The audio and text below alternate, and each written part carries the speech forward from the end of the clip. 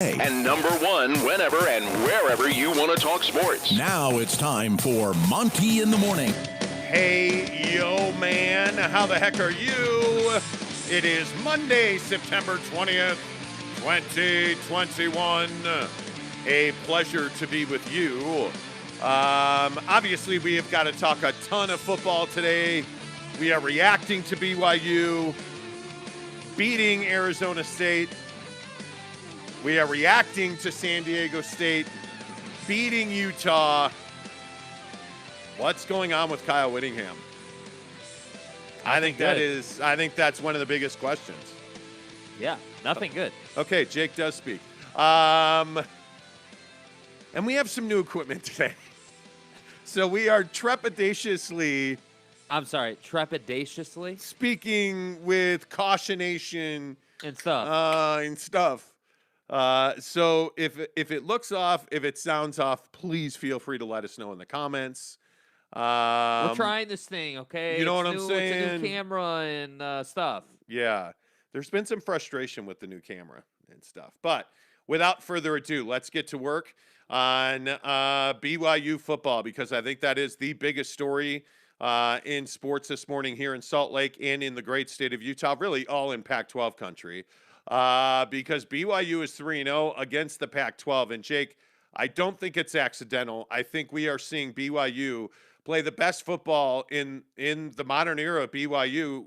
You know, really, obviously, I think if you go back all the way to, Bronco Mendenhall's days at BYU, I don't think there was a team that played at this level against this kind of competition. Kalani Sitake, Jake, is pulling all the right strings. Yeah, I mean, this team is better than last year's team. Let's just get it out there. Let's just say it. Let's normalize it. Let's get comfortable with it, because this team is beating quality Pac-12 teams. You know, everybody said on Friday, oh, well, like I saw all over Twitter on Friday, oh, well, ASU is going to Provo, and they're going to show them what a real talent gap looks like. They're going to show them what real football speed looks like.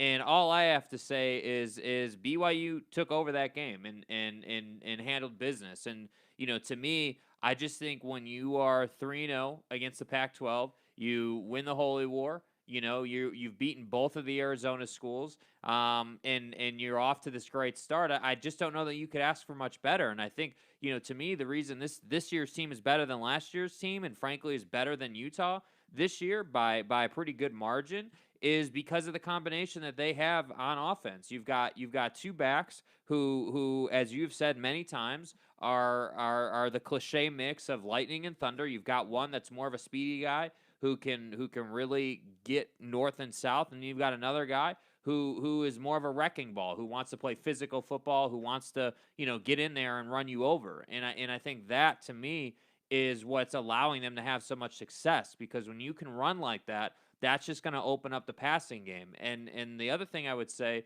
is this team is getting real comfortable with how they start games. They start games a little conservatively. They start by running it a lot, even if that means a couple of 3-and-outs. They're committed to the run early. And then somehow, some way, about halfway through the second quarter, what happens? You start opening it up. You start taking shots. You start getting points on the board. And all of a sudden, you're going into halftime feeling great about yourself. And I think it's a great recipe for success. Now, the question is, as we work through this schedule, who's going to be able to stop them on the ground? That's the question, because that's when I really think their first challenge will be. When they play a team that stops them from running the football consistently, then we will see BYU's true colors on the football field. Yeah, and I think that's the shocking part about, the Holy War, the Utah matchup, is that BYU wore Utah out. I think it's no longer some kind of neat little trick. I mean, we absolutely saw BYU's offensive line push that ASU line around. I mean, the effort, the energy. Obviously, there were signature moments in this win for BYU. Tyler Algier with the punch out was clearly a moment that I think we've all recognized as one of the greatest plays, arguably in the history of BYU football. Yeah. I think you look at the way that Romney comes in after Jaron Hall gets hurt, almost falls down and then throws the touchdown. Like, how do you explain that touchdown pass? Mm-hmm. I mean, the balls it took to make the throw only were trumped by the balls it took to make the call to make the throw. I mean, it is remarkable to me the way that things have broken. And I guess the question here is it luck or is it quality meeting preparation? And that's what I think it is. This was very clearly a BYU team that was prepared to take on Utah and ASU. There's no doubt that these men were ready to play football. They knew largely what was coming. You look at the way Jaden Daniels has played, and I thought Jaden played fine the other night. BYU did a better job of inflicting their game plan against Jaden Daniels than he did of the opposite. There's just no way to slice it any longer. BYU is legitimate, and I think the only question that you have left to ask about BYU football, Jake, is just how far can BYU go? Because you're going to go up against a South Florida team this week, and this is where you worry about letdowns. This is the letdown game. If there was one on this schedule, it wasn't in front of 60,000 fans in Las Vegas. It wasn't the Holy War. It was not ASU coming in with, a lot of hype and a lot of confidence. It's USF. Yeah. You're the 16th ranked team in the country or 15th ranked team in the country now. Like, you have USF coming in a game that you very clearly are going to be favored in and a game that you should very clearly win. I think this is the one where you worry about a letdown. Yeah, absolutely. And I think that, this USF game, if you just pull up their schedule, this USF game is really the key to getting to double-digit wins on the season. Because if you win this game, which you should win this game, there's no question about it.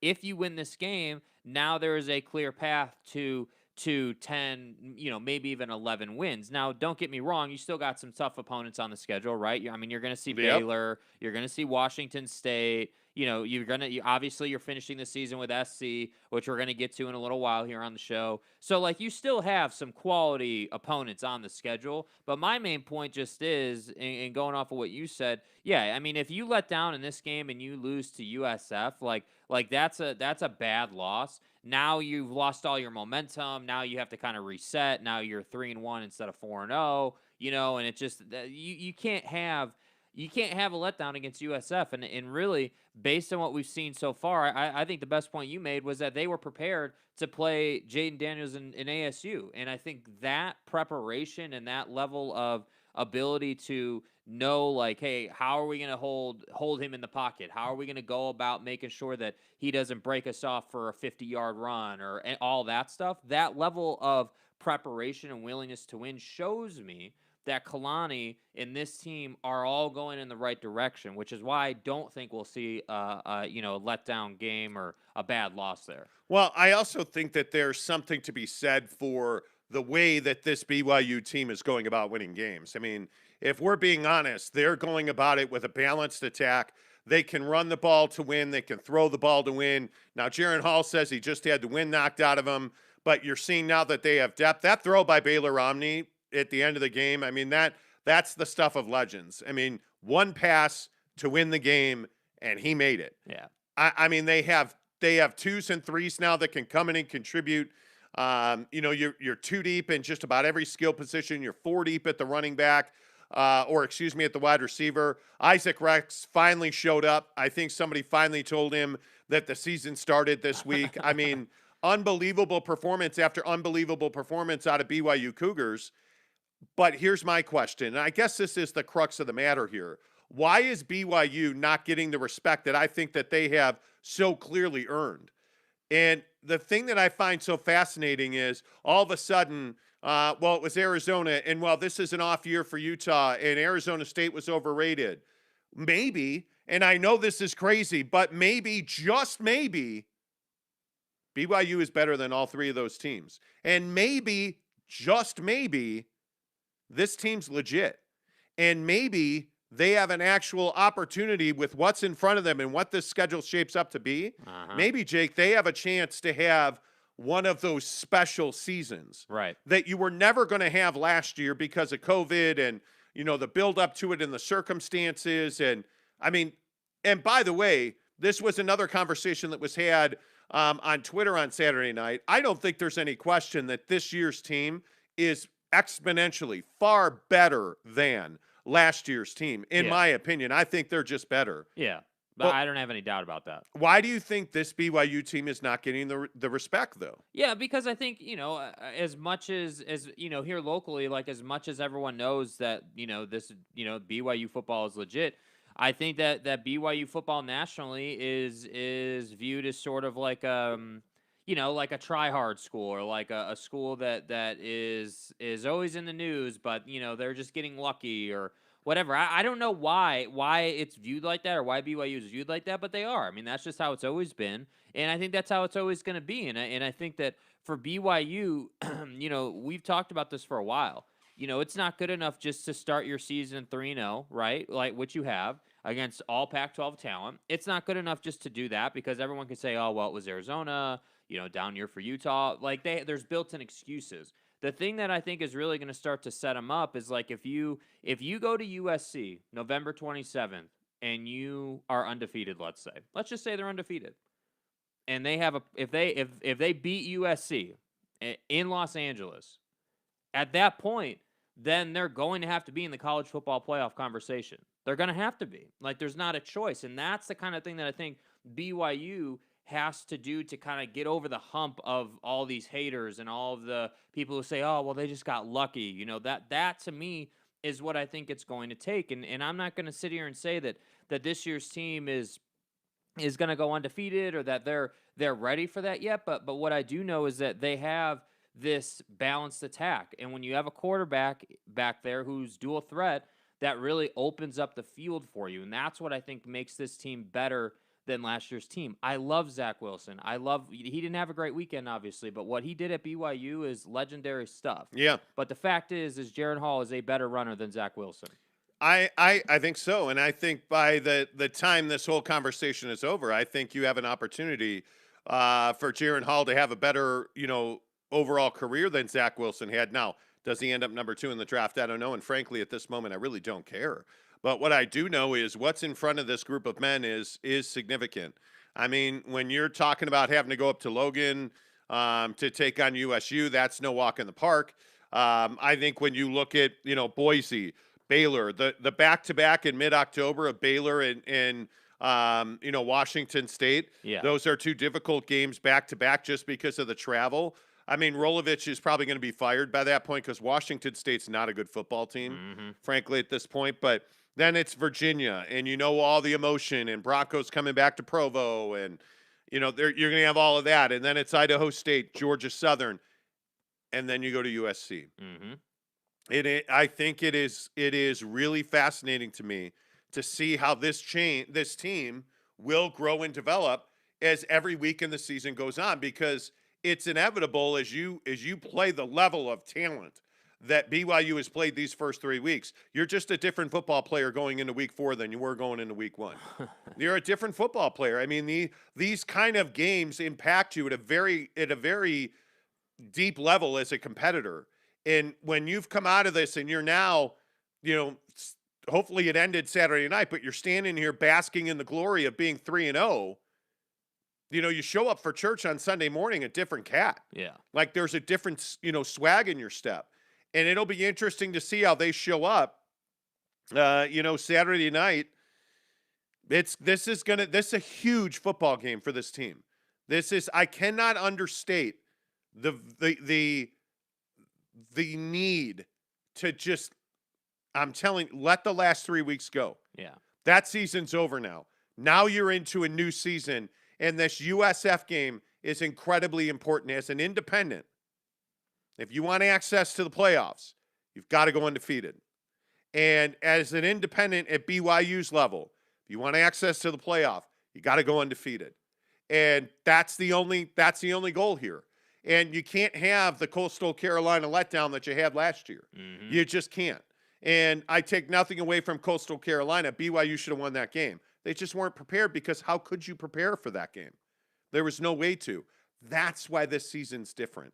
And listen, I understand that there is a lot of animosity in this state when it comes to football, but it's unequivocal now.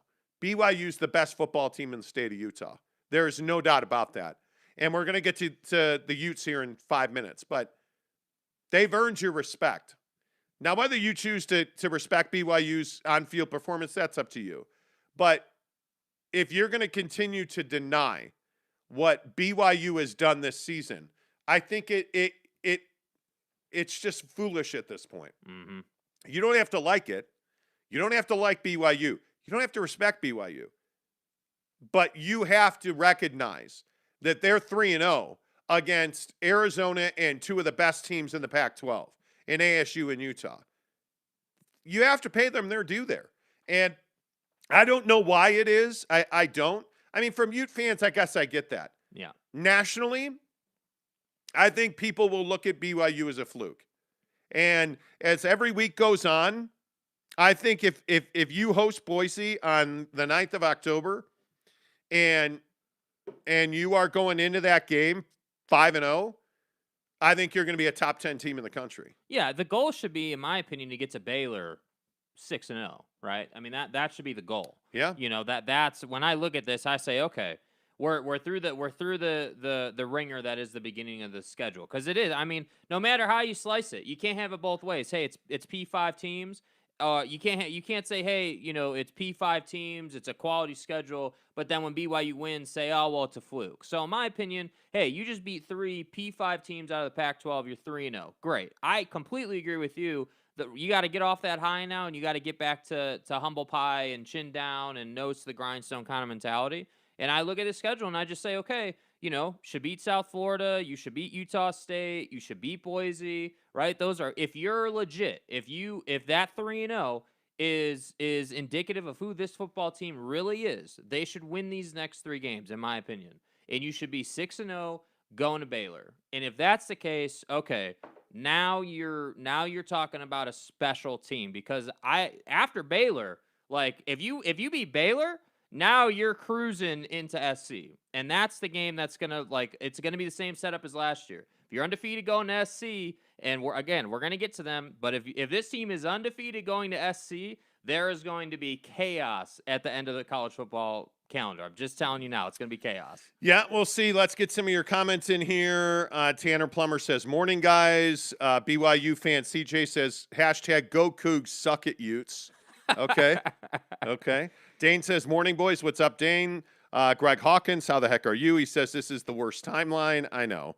Eric C says, Aztecs all day. Dude. Bro. Got to give it up for Brady Hoke and the Aztecs. Yeah.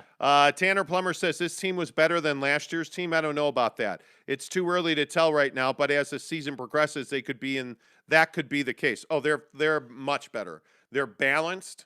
I don't think last year at any point you were able to throw and run the football equally. And right now, this BYU football team can run the ball at will. They can throw the ball at will. You have receivers on the outside. The emergence of Isaac Rex, breaking Finally. out, that's a huge win for BYU. They need Isaac Rex has to be a focal point of this offense for them to truly break through their ceiling. I mean, he is, without Isaac Rex, this team is good, not great offensively. Well, and what are we really saying about this team? Like when you say that about BYU, what I really think, what I hear, and what comes to my mind is they're just better on the lines, on both sides of the ball. They're better on the offensive line.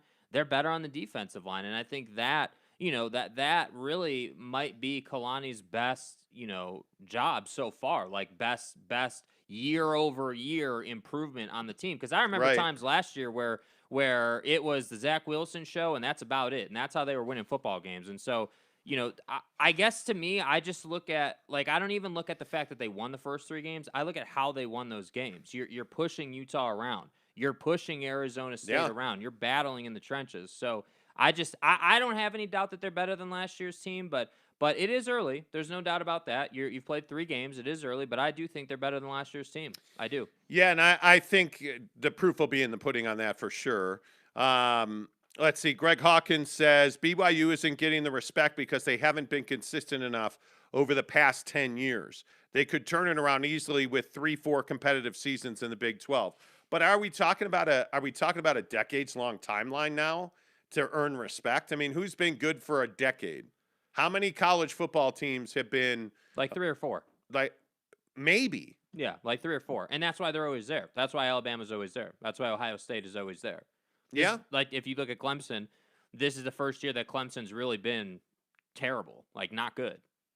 and they've lost a lot of talent. And I think, the Clemson situation should give you a lot of respect for how hard it is to be a great program year in and year out. And it is. Yeah, I mean, why is Clemson universally respected? Because I think they've been good. And now, they're kind of getting the I benefit think of the it doubt. is 3-4 years in a row that you have to be good, and then you have to take that leap forward. And usually in that year where you take the leap forward, that's where the respect comes, and I think that's where BYU is. Yeah. But I think there's a lot in the church. I think there's a lot in the reputation. I think there is a lot about BYU that will prevent them from getting the respect that they've probably earned already. So I think a lot of that's built in. Josh Leverin says, can we praise and give credit to BYU for beating Pac-12 teams while saying the Pac-12 stinks? But see, I think that's a backhanded compliment. I think BYU has beaten 3 teams. Arizona is not a good football team. I think they're not the worst team in the Pac-12 anymore, by the way. Arizona State and Utah are arguably 2 of the best teams in the Pac-12. Not arguably, they are.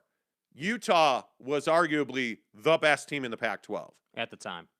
So in my mind, I am not going to downgrade BYU's wins by saying the Pac-12 sucks. Has the Pac-12 gotten off to a good start? No. The Chip Kelly ride's probably over at UCLA. I mean, that like this past weekend, I mean, they USC alone, that game, obviously, and again, Washington State is what it is, and Rolovich is a cock, but I mean, it is what it is.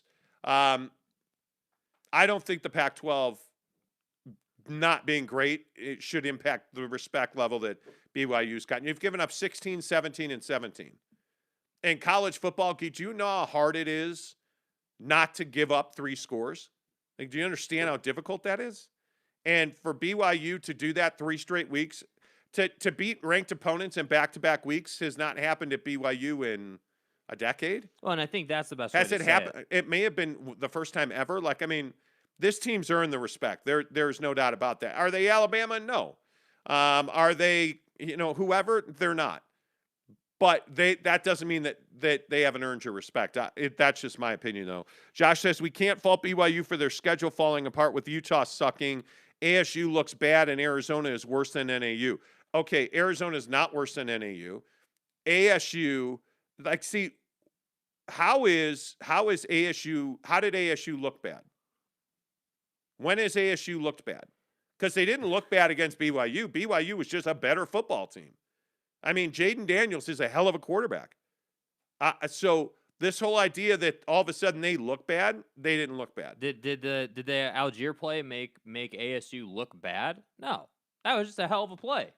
He made a choice to make an effort. Yeah, You got beat because BYU made a larger effort than you did. You were in this game through 3.5 quarters. So I don't know. I don't know, like all the penalties, and this is the other thing that I think people don't want to talk about. Yes.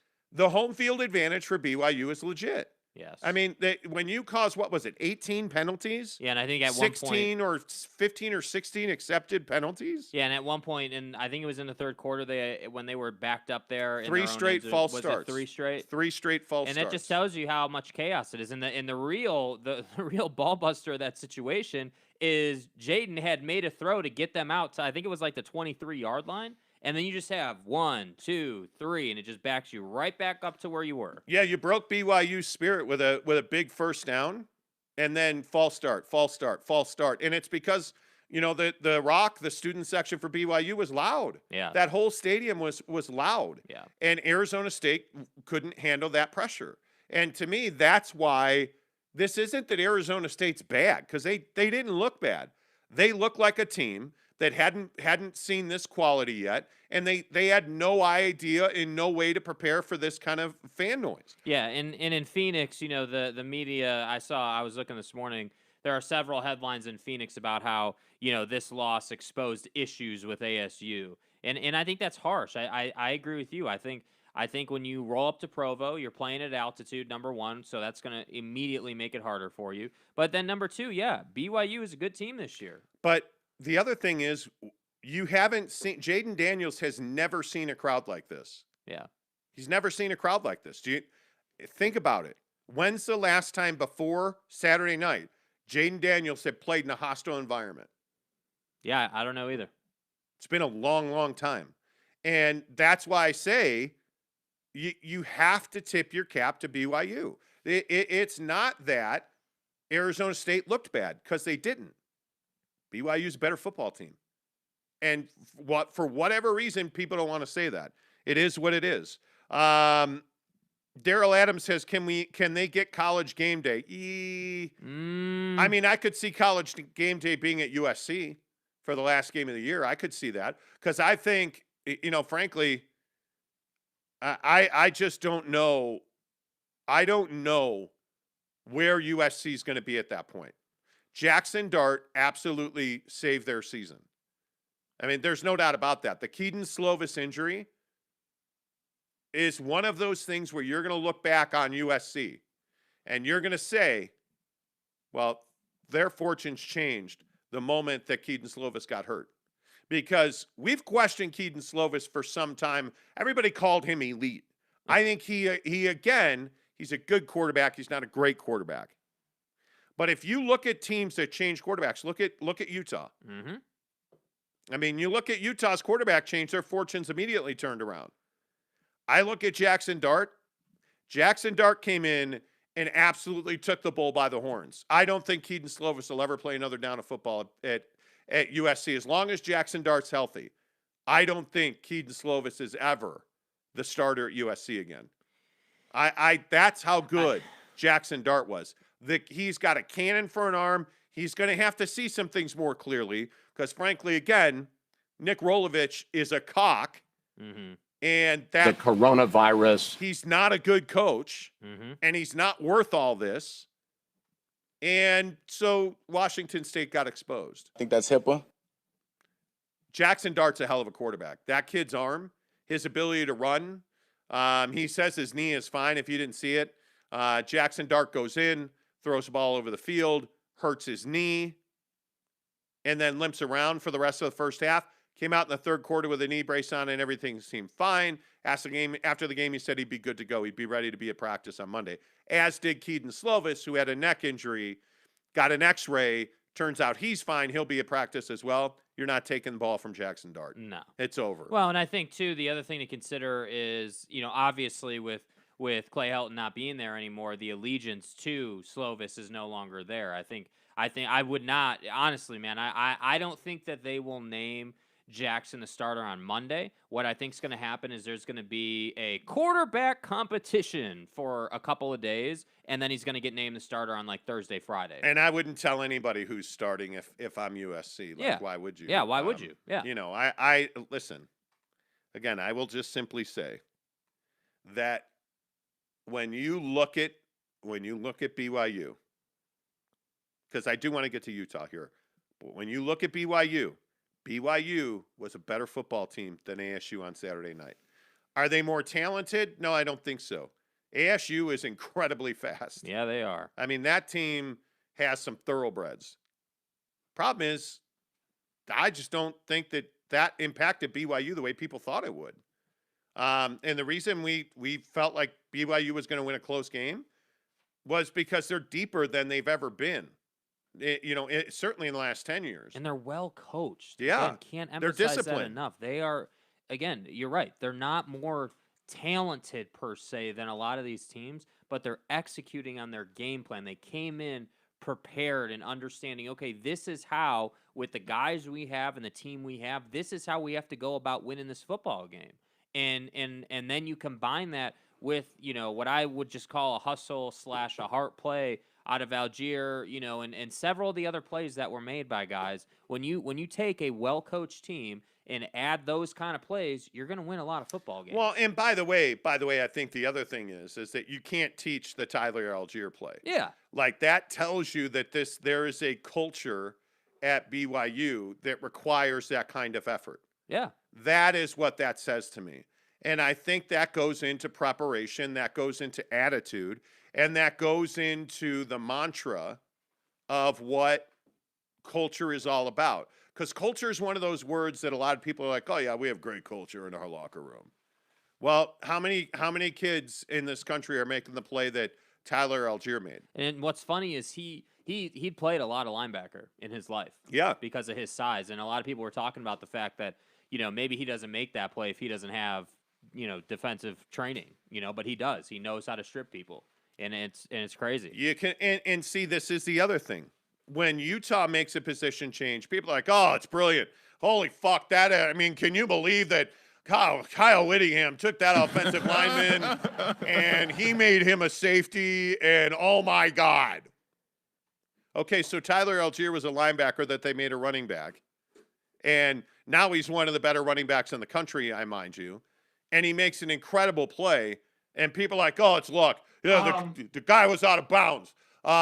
His mom had just happened to fertilize a powerful piece of sperm. This is luck. I'm telling you, it's not luck. That's preparing. That's being ready. That's selling out. That's doing everything that you can do to win a football game. By the way, just want to point out last thing, and I know we got to get to Utah. On the Algier play, Notice who he was outrunning right next to him. Who was right next to him? Jaron Hall. Ran right past Jaron Hall. Busted his ass. And got to him.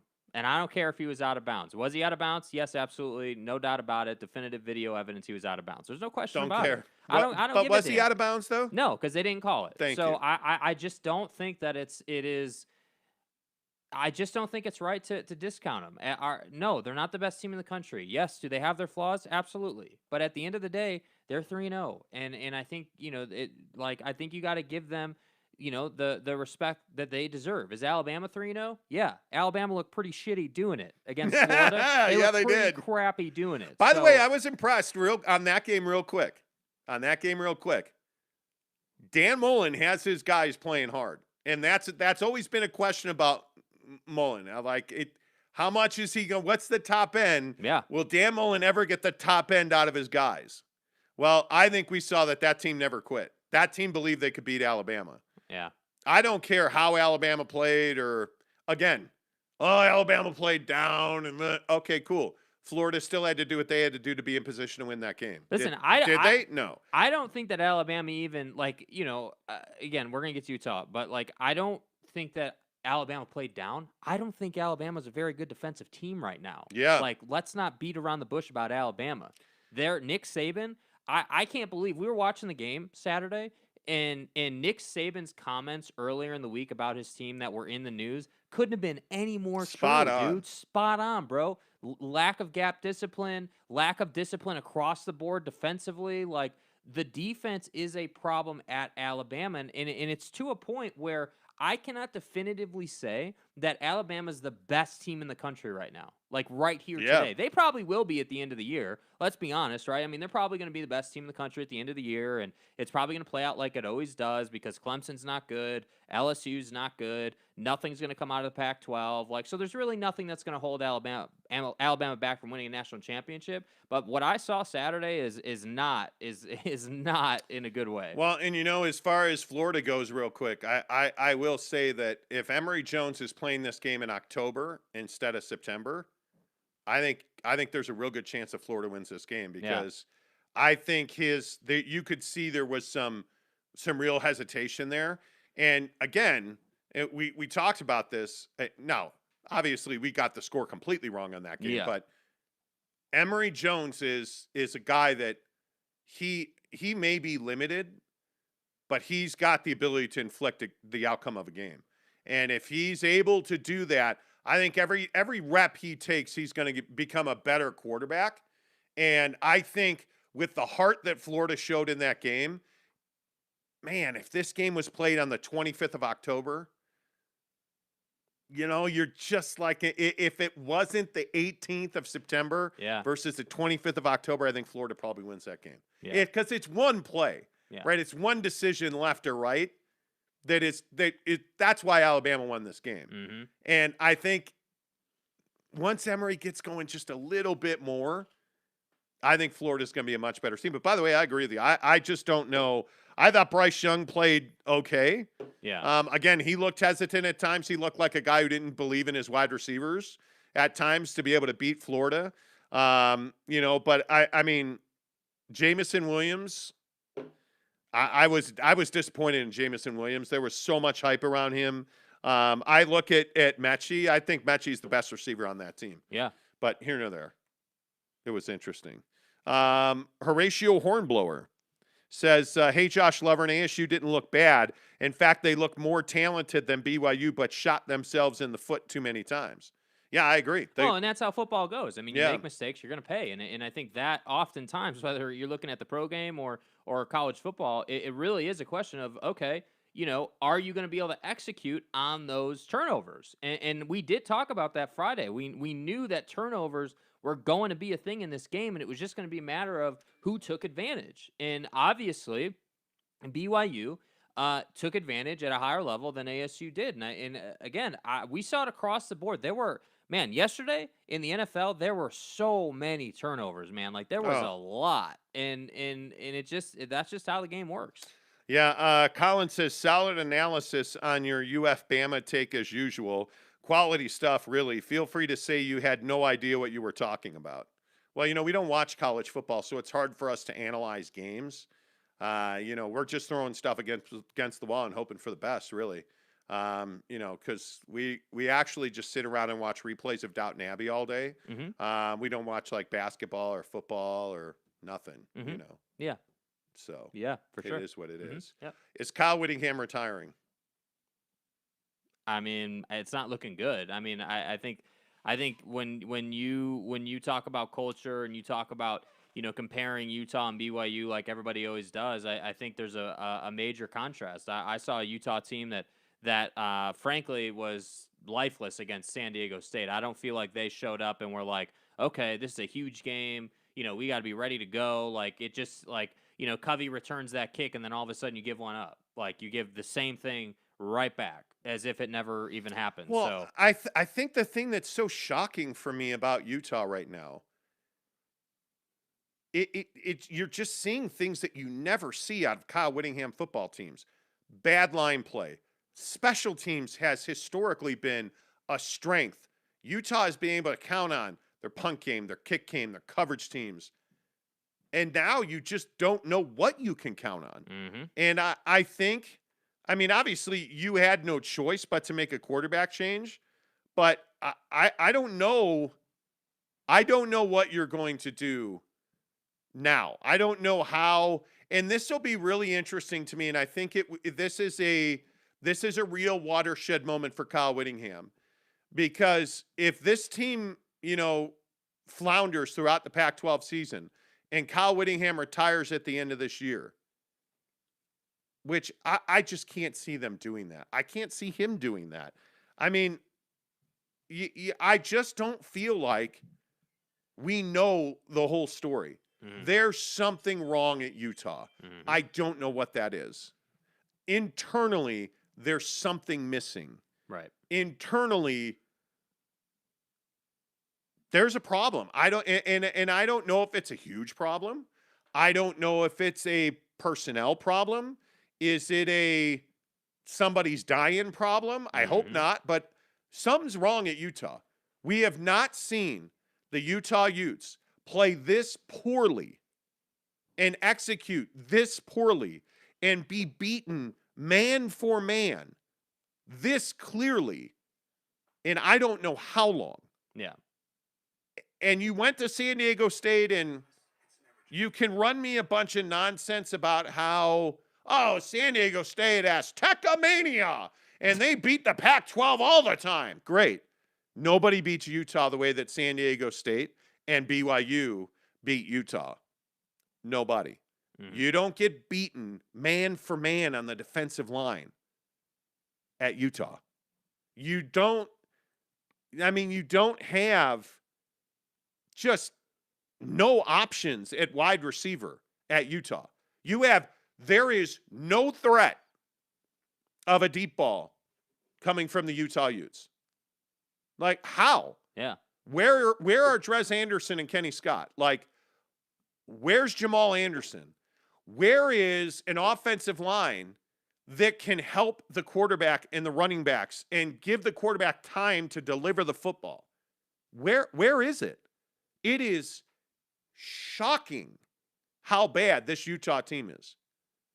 And you know what the hardest part for me to digest is, I don't think that they're untalented or that they lack quality.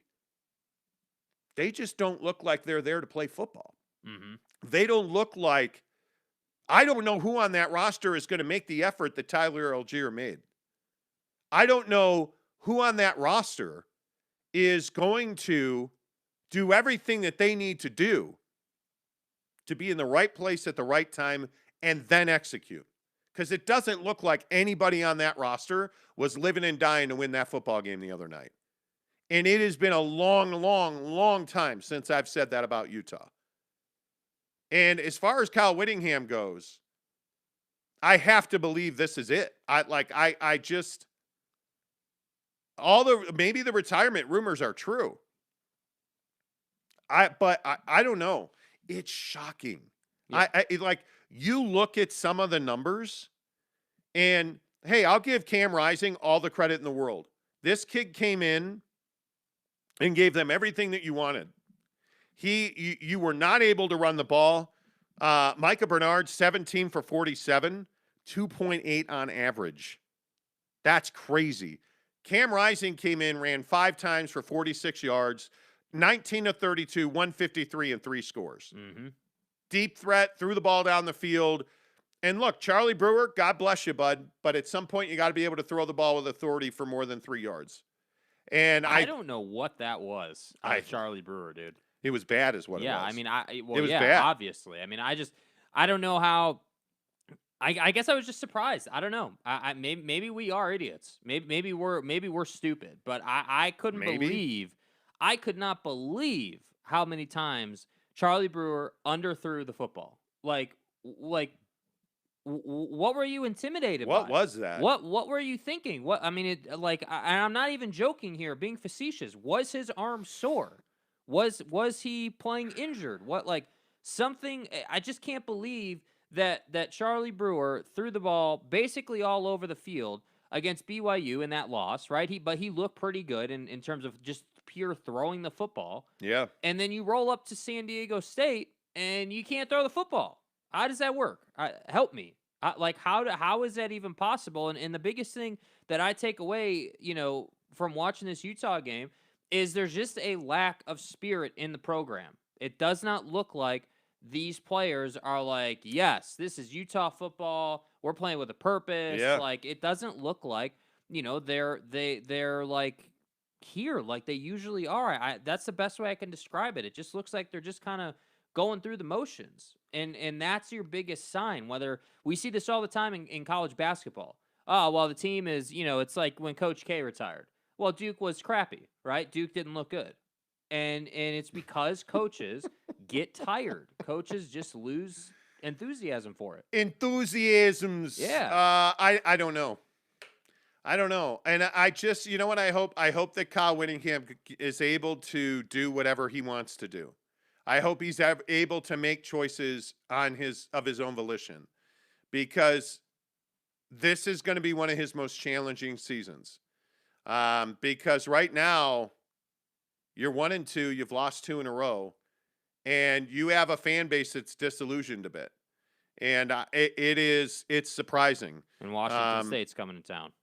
And you should kick the crap out of Washington State. But will you? Probably not. Probably not. That's going to be a tight game. Based on what I've seen, it's going to be a close game. I have a hard time believing that. I know it sounds asinine. It sounds dumb. It sounds stupid. But you're back at home. You're back. Here's my question. Is the building full? Is Rice-Eccles Stadium sold out for this game? I think it will be, because this is homecoming for Utah, for the college, the university. Yeah. So I think this particular game will be, but then if you lose, let's say you lose to Washington State, you're definitely going to lose to USC. There's no doubt about that. That's going to happen. And then it's Arizona State. Whoa. Easy. No, I'm not being easy on this team, dude. What's going to change? Help me understand what's going to change. Cam Rising is going to start. Okay, that's a big change for sure. I have no doubt that Cam is going to start the next game. My question is not who's playing quarterback. My question is the fight in each player, the want to get the job done is not there, and it hasn't been there. I think I'm not ready to anoint SC as anything. I think I'm telling you, Nick Rolovich is a joke as a head coach. He's a joke. They're a bad team. He's a joke. Yeah. I'm not ready to anoint SC as anything. Show me what you are, and then we can, like the thing that I don't believe in silver linings when you lose football games. I just don't. But you have momentum and energy with Cam Rising. And he is unequivocally the starter of this team. You have the biggest issue on this team is the offensive line sucks out loud. Like the Utah offensive line, with all due respect to Jim Harding and that group of men that are trying their best, I'm sure, they're not very good at all. And it's a problem. And it's why Utah is struggling the way Utah is struggling. And when I look at their schedule and I see, hey, Washington State at SC, Arizona State at Oregon State, I think that you are going to make or break your season on a week-to-week basis in this conference. And if you can't beat Washington State, why are we even talking about USC? Mm-hmm. And you need to go to USC, and you need to be 2-2. You need to be 1-0 in the conference. And that's the message that I would have for every Utah fan. Not a damn thing has changed, because you haven't lost a conference game yet, because you haven't played a conference game yet. And everything to win is in front of you. So if Utah fan wants to be a fair weather fan and write the season off, you're incredibly disappointing to me. And when you are a Utah fan, I would hope that you would understand winning the South is all that matters. Here we are on the 20th of September, and there are Utah fans that have written this season off. And it's like, hey, is Utah likely to win the South at this point? I would probably say no. Are they likely to get a New Year's Six game? I would likely say no. Are they likely to play in the Rose Bowl? I would likely say no. But how do you know at this point? I'm not going to the Washington State game. They're terrible. Okay, then, burn everything that's red in your house. I mean, because that's not how college football works. And looking at USC, well, you know what? They've got Oregon State. And that's probably one of the more gimme games that we've seen in a while. Oregon State's a team that, frankly, they should beat, and they should beat handily. It's at the Coliseum. And then they go to Colorado, and then they host Utah. So the schedule favors Utah as far as time goes. So I'm just not willing to sit here and write off the Utes season. You're going to play Utah or you're going to play Washington State.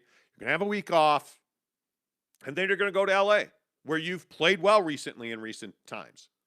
They've played well at USC in recent times.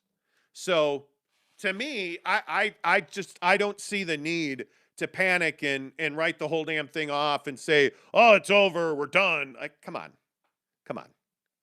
I mean, as a Utah fan, I would expect far, far more than what you've given at this point. So Greg Hawkins says, if it's the first time that BYU has had these incredible back-to-back weeks, then maybe that's the reason why they're not respected so far. But ask yourself, how many teams in this country play ranked opponents in back-to-back weeks?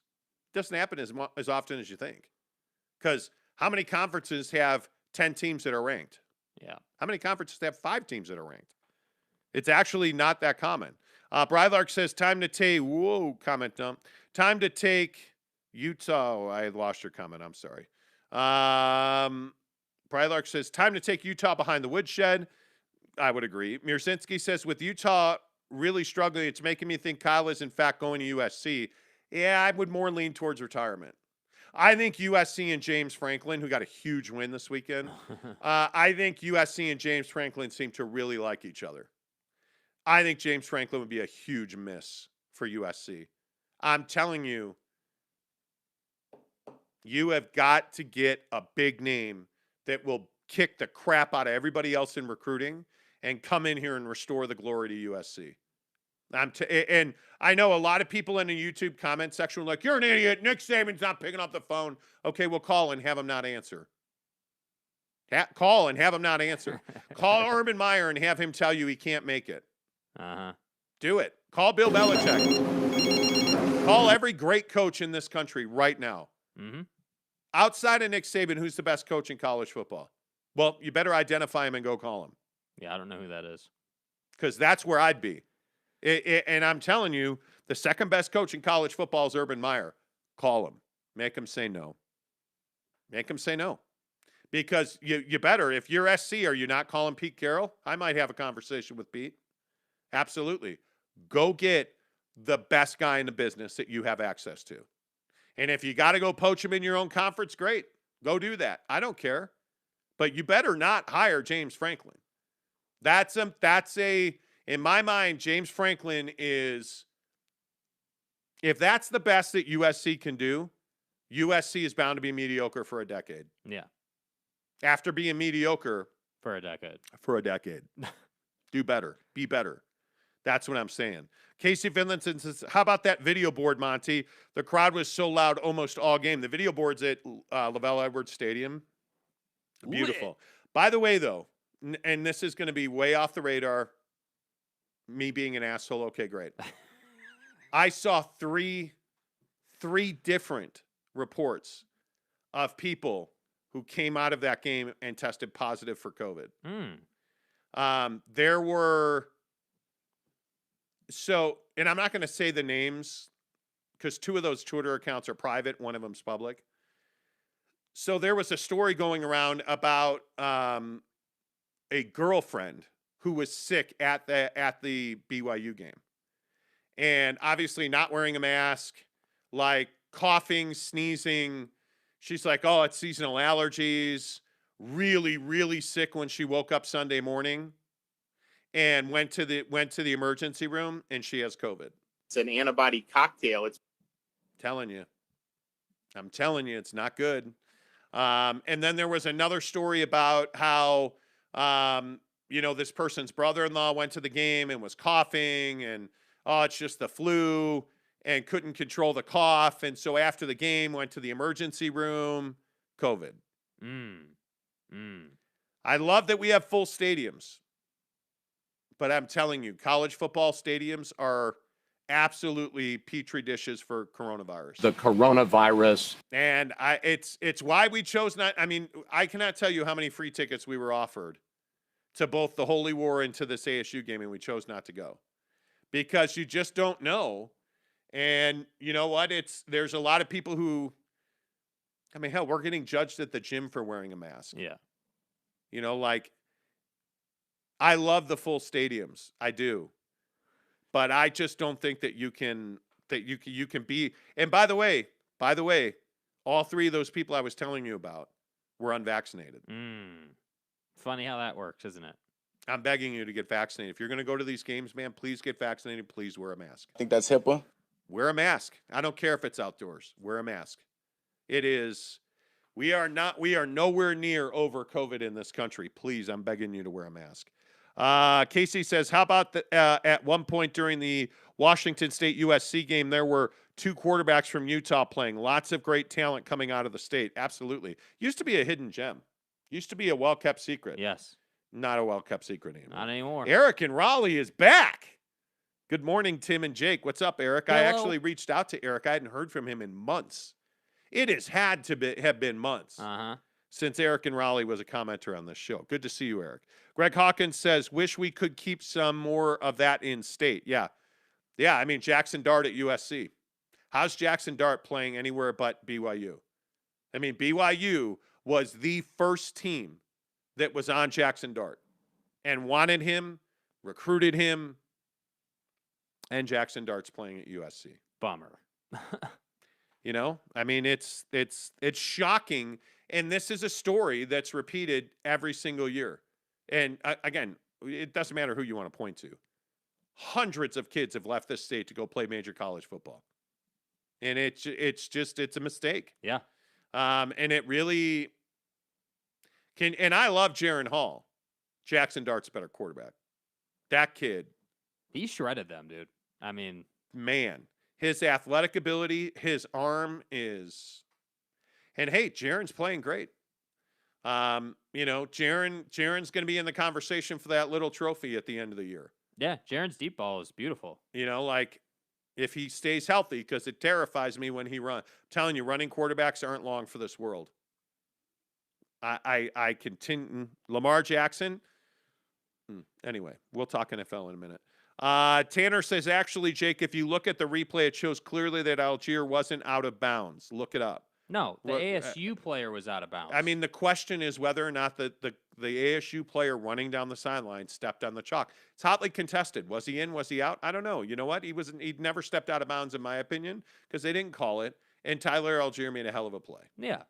It is what it is. Yeah. Hall got, Daryl Adams says, Hall got a swinging fist to the face as well. ASU got frustrated and dirty. Yeah, they did. ASU was very clearly frustrated defensively at the end of that game.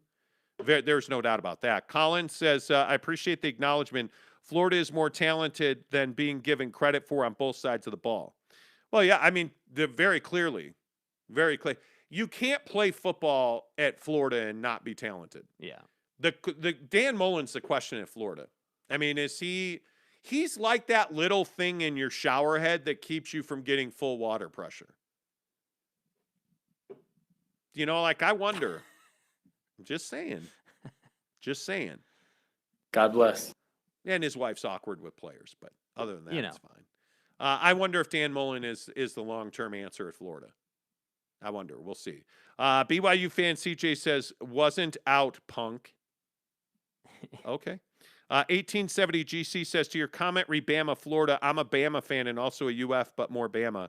I wasn't gloating in Q1, but after that, there is no doubt UF won the final 3 quarters. Yeah, Jones will improve, hopefully not too much. Yeah, I mean, I think that's the thing is when you're playing so many young quarterbacks, and again, Jackson Dart, Jaren Hall, point to the freshman, redshirt freshman or true freshman quarterback, every snap they get better because all you're doing is, dumping information into their computer system. That's all you're doing.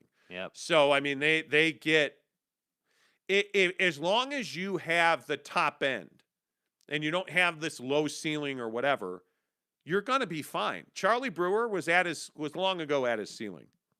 Cam Rising, who knows what he's going to be? Came in and threw the ball all over the field. I think it'll be interesting. Greg Hawkins says, I think Oregon 19 game broke Witt. Could be. I love Kyle Whittingham. I just respect that guy so much. Yeah.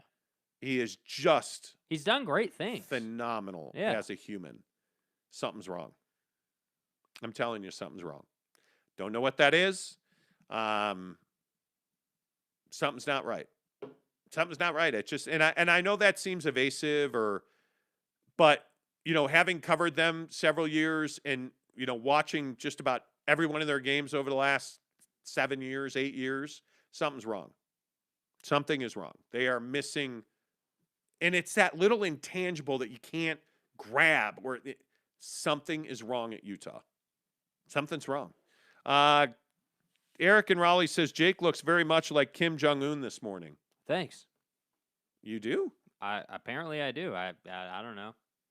I don't. Okay.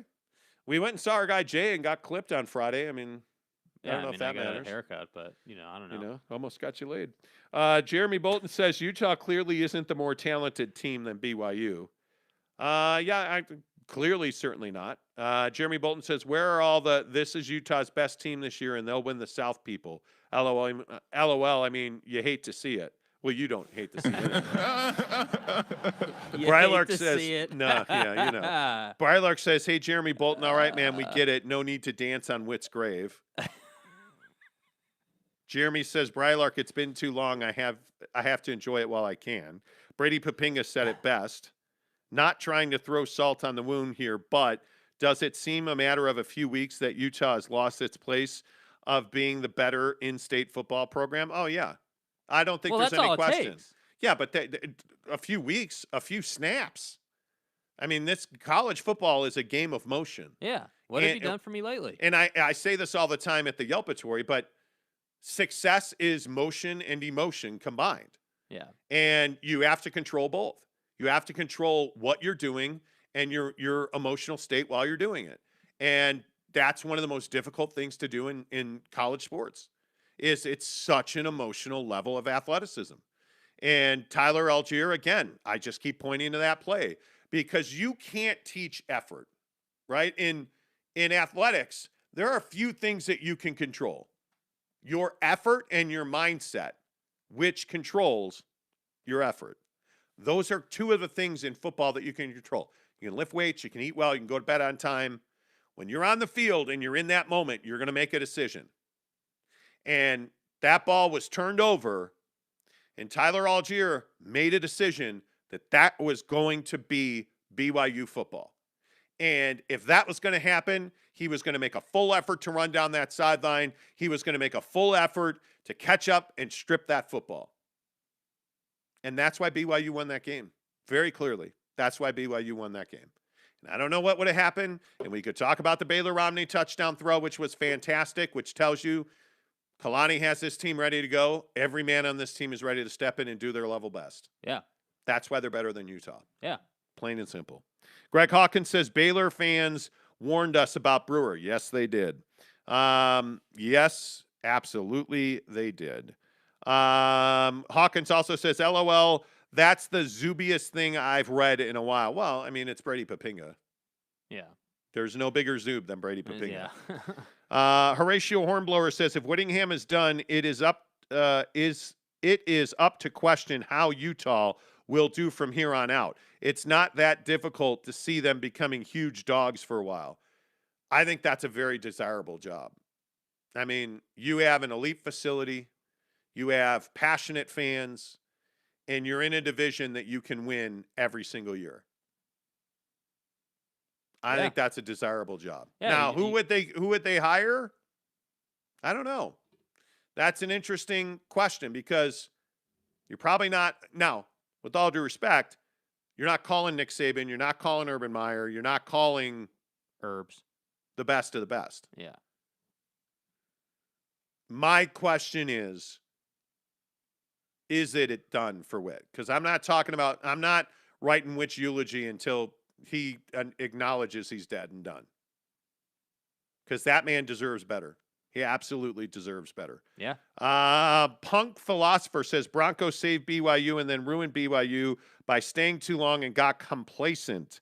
I feel like the same thing might be happening at Utah right now. Well, Punk, I think, you know what's interesting about that is I think every coach has a shelf life. And in college, it's interesting. Your shelf life is longer because the turnover is so much higher, right? You're changing players every year. You're lopping off the bottom 25% of your roster every year. But I think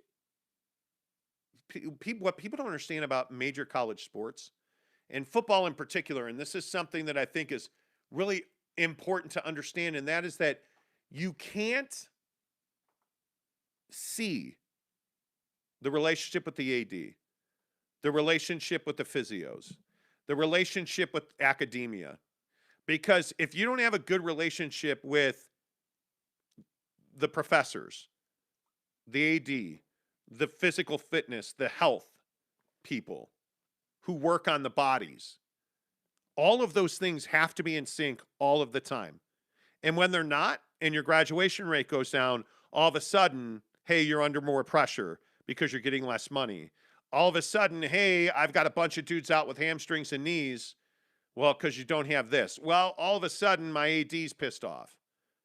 Like, it's this really complex cycle that every football coach has to deal with. And the best ones manage that. Kyle Whittingham's been unbelievable at managing that. Now, he had his trepidations with Chris Hill. Don't kid yourself.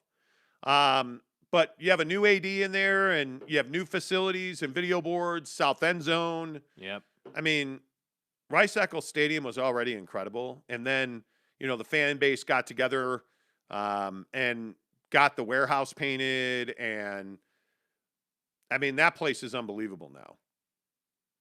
And I just hope this is not how it ends. If this is a 5-win season, you really telling me that's how Kyle Whittingham wants to go out? No. I have trouble seeing that. I have a lot of trouble seeing that. So we'll see. C. Ribaldi ASU player's foot skimmed over the line but didn't make contact. Okay, I don't care. He didn't go out of bounds. He didn't go out of bounds. They didn't call him out of bounds. Called. Daryl says Bronco ruined BYU recruiting. Okay. Why are we still talking about Bronco? He comes back in a few weeks. Let's talk about him then. Bronco Mendenhall is one of the most important, impactful figures in the history of BYU football. It's that simple. He is one of the most important, impactful figures in the history of BYU football. Yeah. There's nothing else you can say about that. You know, like I just think that that's something that you have to recognize. It's the path of the university. That's the path that they've gone on. It's a huge part of the story. Yeah. Do you feel better? Yeah, I'm fine. Who's the best team in the Pac-12 right now? My vote is Oregon, but we'll see. I don't know what to make of UCLA. Nobody does. That's the problem. I don't even know what to say about UCLA. Who do they have next? Who's next?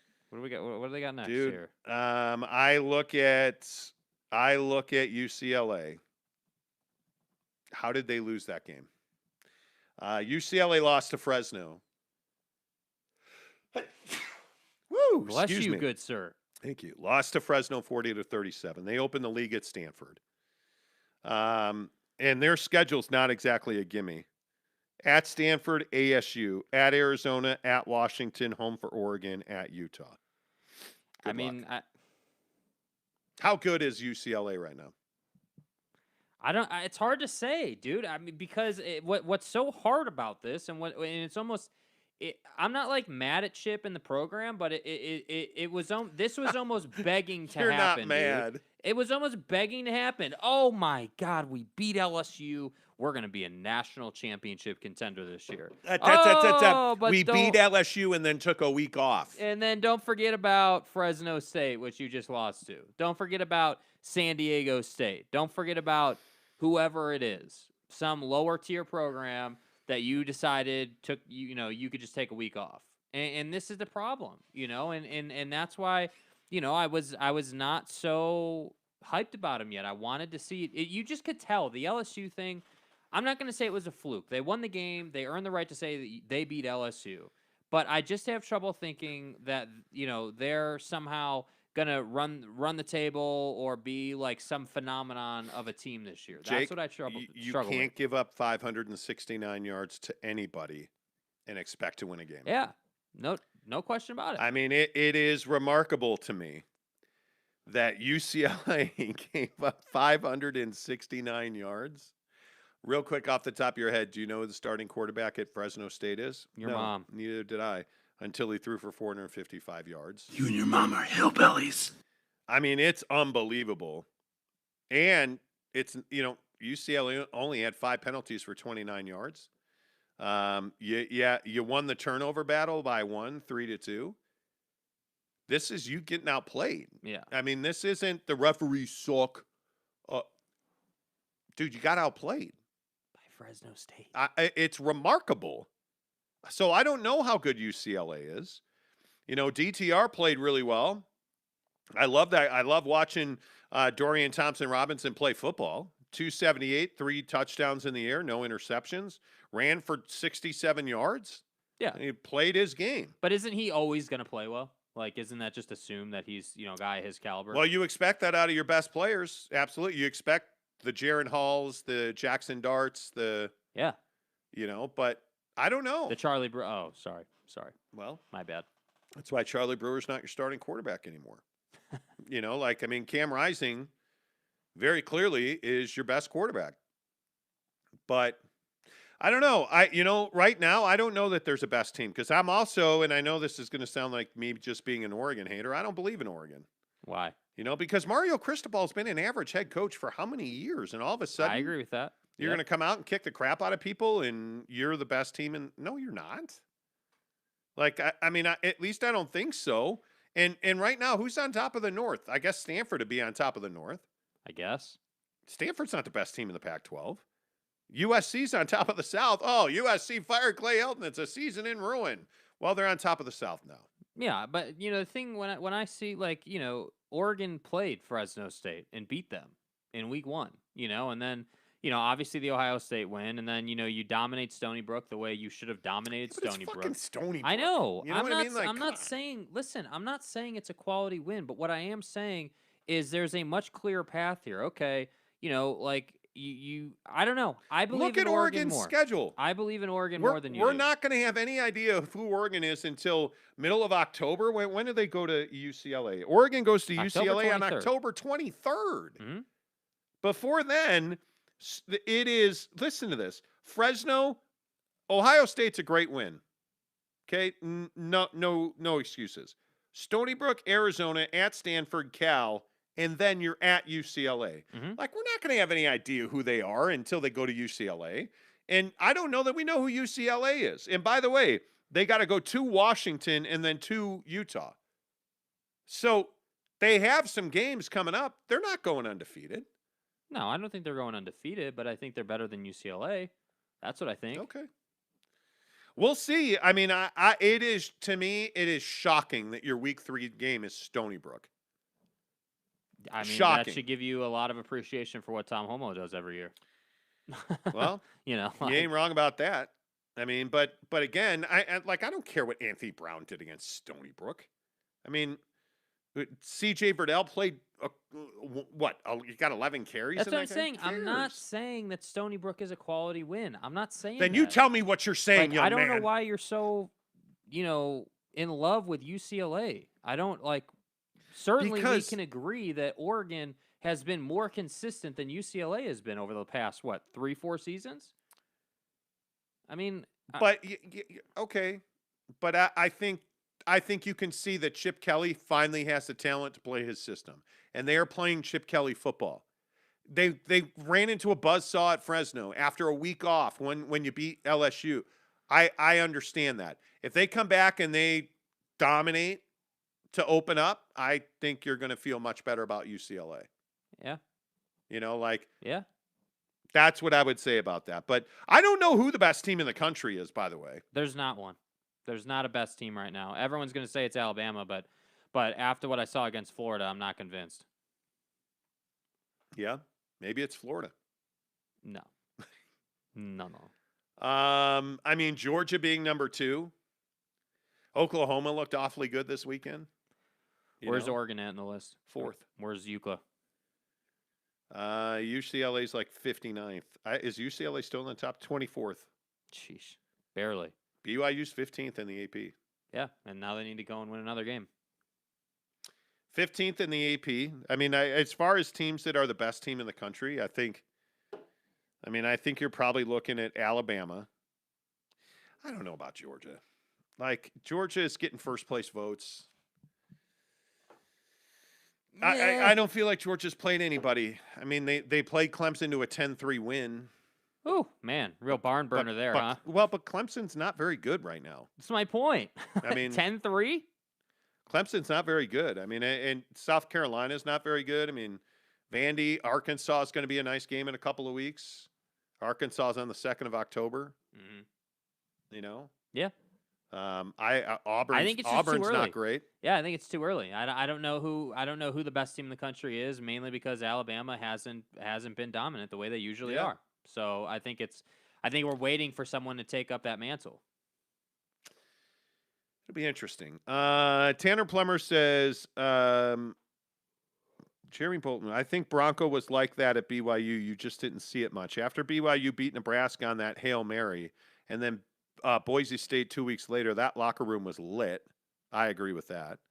Punk Philosopher says, Bronco was like that for a while at BYU. The guy was on top of the world, but he just got complacent. So I didn't know Bronco. Bronco, when he was at BYU, him and I talked on a pretty regular basis. Infamously, he did the water bucket challenge where he poured water over my head, and covering those Bronco teams from, I would say, 2012, 2013 on, Bronco was looking for a way out. And he had the Oregon State job, and then he wound up not taking it. And that whole thing blew up. I think the watershed moment for Bronco was the Austin American-Statesman interview. I know everybody disagrees with me on that because they did go and beat Texas. But that interview where he, it felt like he was begging to get into the Big 12. I think he needed that. He needed the Big 12 because, for better or for worse, BYU is not an easy job for just about anybody. Mm-hmm. Bronco got burned out on recruiting and the honor code and, all of the things, the Jamal Williams possession by consumption, like all of the issues. Possession by consumption. But I mean, that's a real thing at BYU. Like when you're underage and you are under the influence, you are charged with possession by consumption. That's cute. I remember when I had my first beer. Right? And but it's stuff like that. The culture at BYU, you have to recruit around that. And I think the church and the lifestyle and all of that. There's a lot there. There's no doubt. There's a lot. It is a high maintenance job. Yeah. It is not easy and it is not for everybody. And there's always a burnout factor. It's why guys like Lavelle are so damn legendary. It's why a guy like Kalani saying that BYU is his dream job. I mean, is Bronco still here if they had gotten into the Big 12 in 2015? Probably is. Probably is. And, I just think that Bronco's going to be maligned, but Bronco Mendenhall is the reason that Kalani Sitake is as successful as he is today. And it is Bronco Mendenhall laid a foundation for BYU football to grow on and thrive on. Was he perfect? No. Was Bronco alienating? Yes. Did Bronco probably keep them out of the Big 12? At the end Not of on the his day, own, but he had a hand in it. I think minds have changed. I think desperation in the Big 12 has grown. It just wasn't the right time. Everything happens for a reason, man. There's no accidents in life. all in time. Yeah, I truly am a believer that everything happens for a reason. There are no accidents in life. And you have to enjoy the highs and you have to remember them during the lows. And to me, Bronco had the highest highs and the lowest lows. And ultimately, the success that Kalani and BYU is having now is because Kalani and his guys work really hard, but they also acknowledge guys like Bronco Mendenhall and his importance to BYU. Yeah. Without a doubt. Punk Philosopher says, Bronco, good old okay. Bronco is the best coach in America for rebuilding a program in the dumps that has history. Beyond that, he's below average. I don't disagree with that. Eric and Raleigh says, Alabama's the best team right now. Got to beat the man to be the man. I would agree with that. Yeah, that's fair. That's a fair take. Yeah. Tanner says, do you guys think coaches are going for it on fourth down too much in the NFL? No. I don't think so either. Nope. I think the point they made on the broadcast last night is the exact right way to go about it. It's math. It is percentages. So, hey, we're 4th and 1.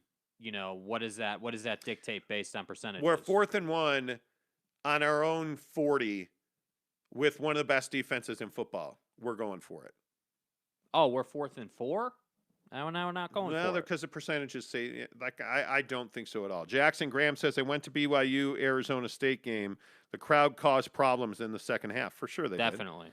did. Daniels even said that he couldn't hear and it caused all those false starts. Yeah. There's no doubt that the home field advantage in Provo is one that people want to avoid. And this is what I think, and this is no slight to Utah fans of the program at all, but I just think there's such a contrast between the two right now, like more than there's really ever been. I mean, for the longest time, it's been, like we keep talking about Bronco, like when it was the Bronco era of BYU football, BYU wasn't very good. I mean, that's just the truth of the matter. And so you had this whole dynamic where BYU sucked and Utah was really good and it was all about Utah.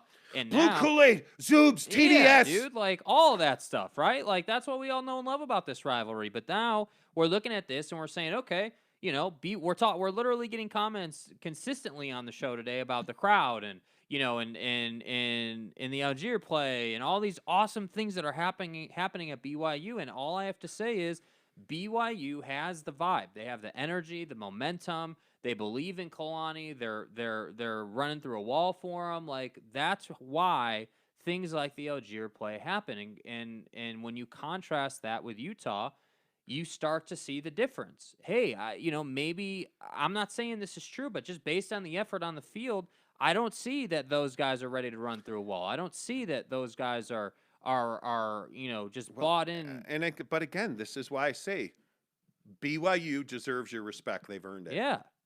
BYU is by far the best team in the state of Utah. Yeah. And you don't have to like that.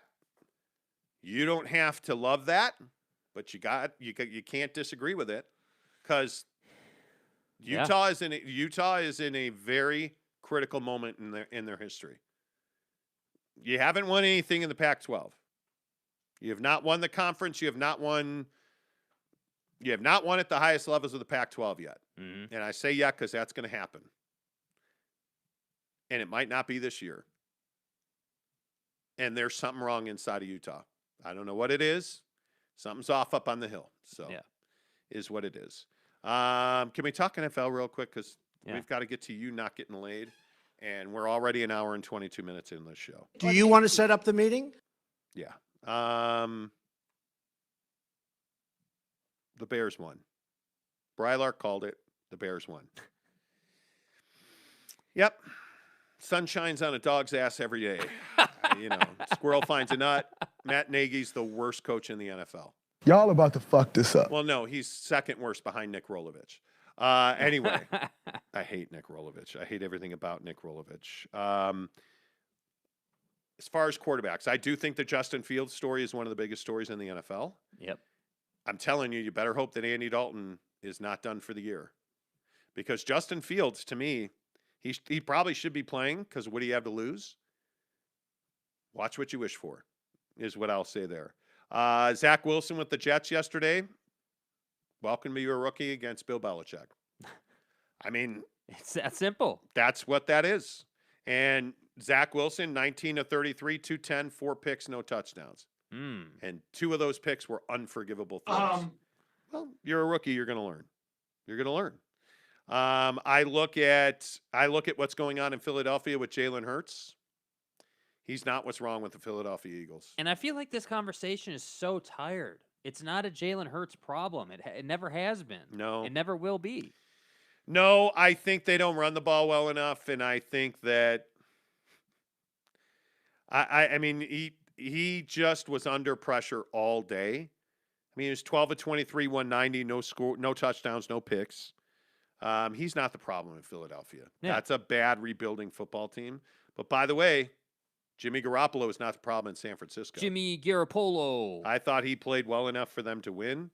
And they did. That was an ugly game, but I thought he played well enough for them to win. I look at some of the other quarterback storylines yesterday. I mean, I don't know what you say more about the LA Rams. That's a good fucking football team. Yes. That team is. Yes. And I'm telling you, Stafford, I thought he gave you a really good performance. I thought that they didn't run the ball nearly as well as they needed to win that game. And Cooper Kupp is a stud. He is so important to that team. And I know that Robert Woods, we get it. I'm telling you, Cooper Kupp is the most important receiver on that Straw team. that stirs the drink, bro. And I look at their ineffectiveness at the tight end is probably going to be something that the Rams are going to have to address. Matthew Stafford's a breath of fresh air for fans in St. Louis/LA where there's lawsuits over the team.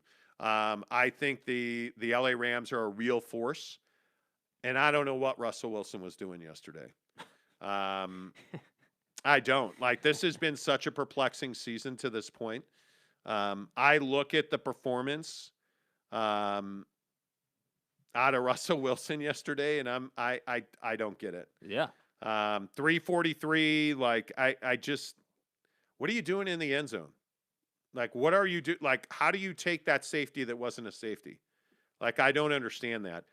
By the way, Ryan Tannehill played really well, and Derrick Henry's a stud. Dude. It looks like the Tennessee Titans are back. Yeah, I mean they look good, and I think that was a hell of a win by them. That's one of those wins for a football team where you're like, okay, on the road, we're down or tied late, we win this game on a field goal. Like you do everything. They did everything that you would want your football team to do to win a really tight, hotly contested, physical ass game, and that's the kind of team that the Titans are. And the safety thing, I don't even know what to say about it, dude. Like, I don't know what you were doing. I don't know what you were thinking. Like, it just one of those plays where you're like, yeah, I don't know. I messed that up. I thought one of the most compelling performances yesterday was that of the current #1 NFL MVP candidate, Derek Carr. I want better fucking execution. It's my quarterback. Are we clear on that? Derek Carr, 28 of 37, 382, 2 touchdowns. My guy. It's actually not that easy, but for me it was easy. I'm telling you right now, Derek Carr is the NFL MVP. This team is 2-0. Probably not going to win another game the rest of the year. It's been 2 of the greatest games in Derek Carr's career. I want it. This team is playing for him. They can't fucking run the ball to save their lives. Yet Henry Ruggs has 5 for 113, and Derek Carr threw him a bomb yesterday. Dropped it in the breadbasket, and the LA, Oakland, we now play in Las Vegas Raiders are 2-0. And they're not doing it on accident. Derek Carr is winning the LA, Las Vegas, Oakland Raiders football games. Yeah. I mean, it's unbelievable. And their defense, I'm telling you now that their defense is legit. Special. To be able to compete. And KJ Wright, and I'll give you credit on this, Jake's a huge KJ Wright guy. Mm-hmm. KJ Wright's the difference maker on that defense. And I understand that, look, Jonathan Abraham got a rude introduction to my guy Najee Harris. Oh, my God. With that stiff arm. But who cares? Because the Raiders beat the Steelers yesterday. Yep. And I loved every minute of it. And now we got to talk about Justin Herbert. All right, cool. Let's move on. All right. My guy, listen, the Dallas Cowboys are not a very good football team. And Mike McCarthy should probably just resign before he gets fired. Yeah, what an idiot. Like, what were you doing? No idea. What are you doing, dude? But Justin Herbert threw that interception in the end zone. It's not the best situation, and we all know that. Did Keenan Allen fall down? Probably. It doesn't matter because the Cowboys caught the fucking ball. Yeah. And, Herbert throws the interception, but he's 31 of 41, 338. They don't run for 100 yards, even though Austin Eckler, I thought, balled out yesterday. But the Chargers are inexplicably 1-1. They should be 2-0. The Cowboys should be 0-2.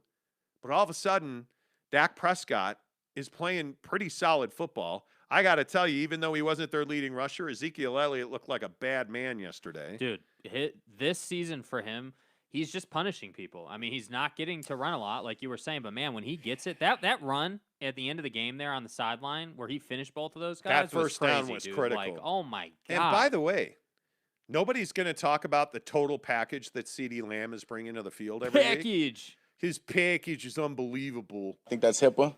Not only is he one of the best receivers in the NFL right now, very quietly. Yeah.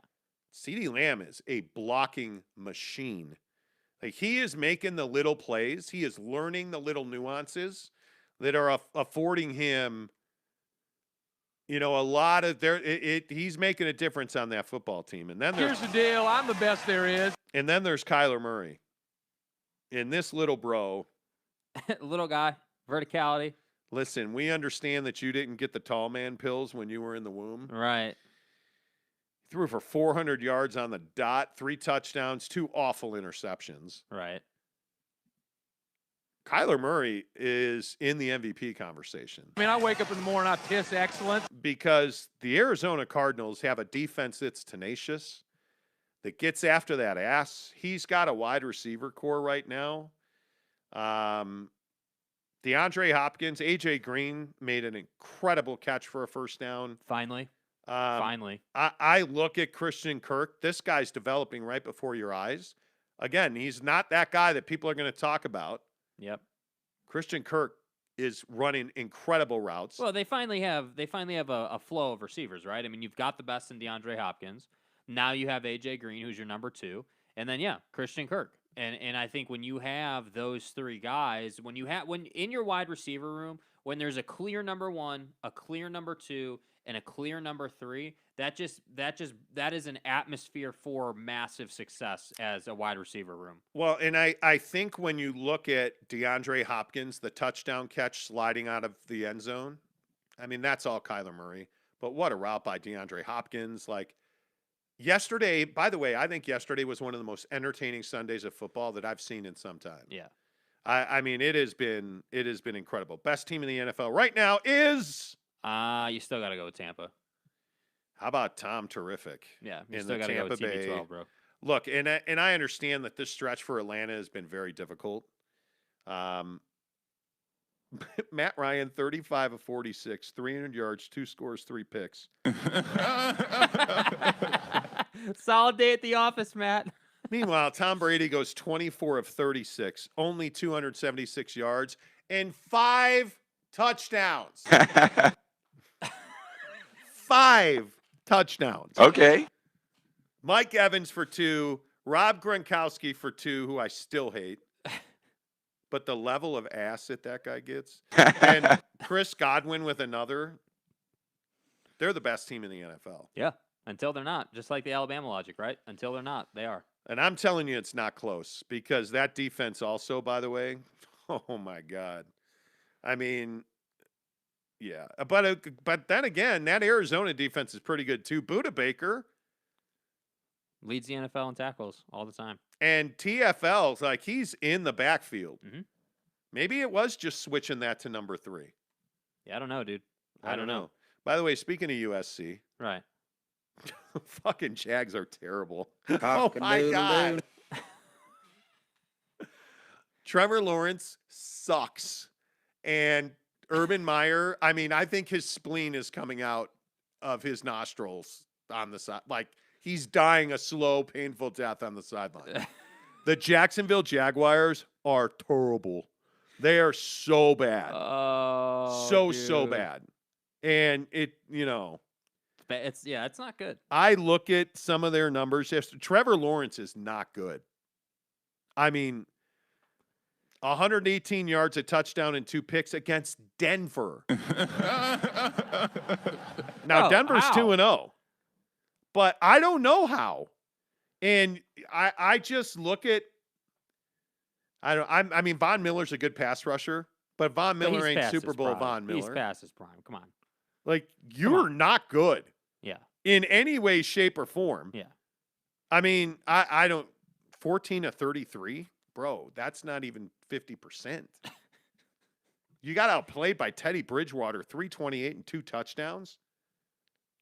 Yeah, they're not good. No, they're not. They're bad. Jacksonville they're really Jaguars bad, dude. may not. I'm serious. They may not win a game this year, unless they play the Bears. They may not win a game this year. They just might not. It's not good. I'm telling you. I don't know that Urban's here for the whole season. I'm telling you. I saved the worst for last because I didn't want to bring up Baker Mayfield to start the show. Yeah. Yeah. Okay. Thanks. How's your boy? I think he's fine. Pull up the stats.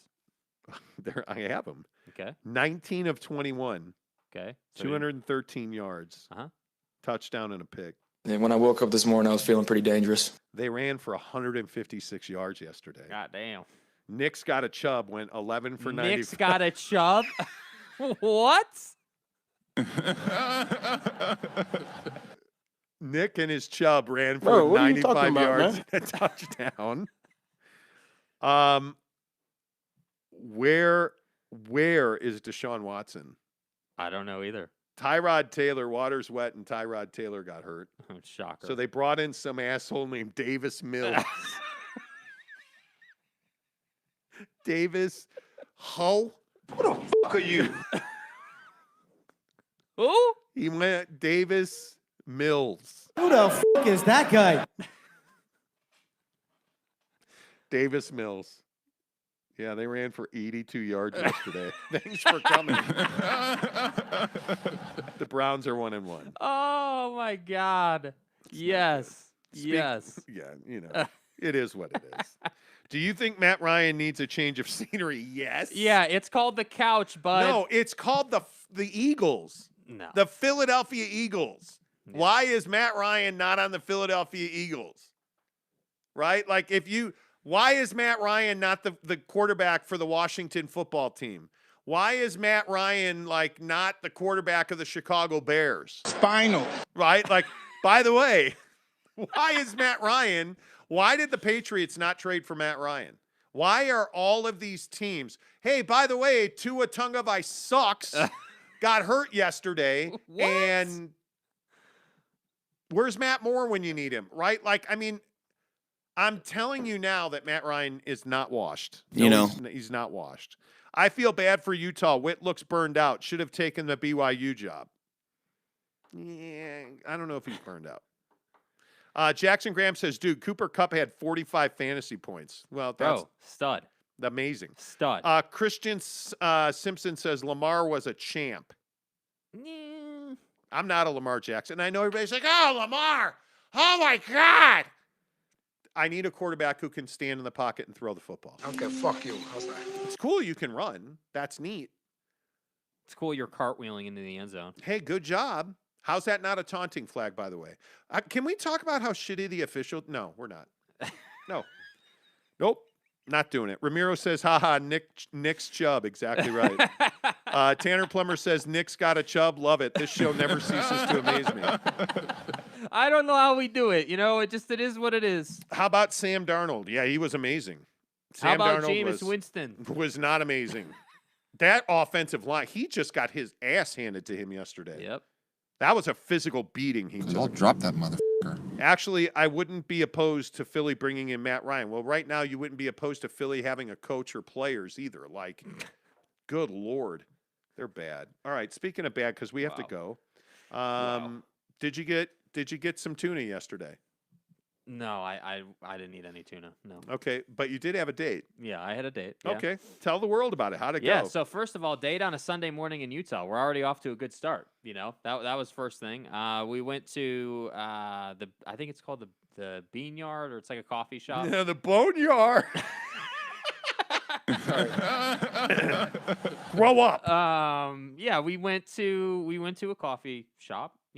And it was actually pretty nice. I had never been there. I'm not a big coffee guy, as you guys, know. And it was nice. We hung out. We talked for an hour and a half or whatever. Got there at 8:15, and then we left at 9:45, 10-ish, something like that. So yeah, I mean, it was good. It was a good first date, and there's going to be a second one at her request. So we're in good shape. So, how do I get hooked up with somebody at the Institute for the Blind? What do you mean? She wants a second date.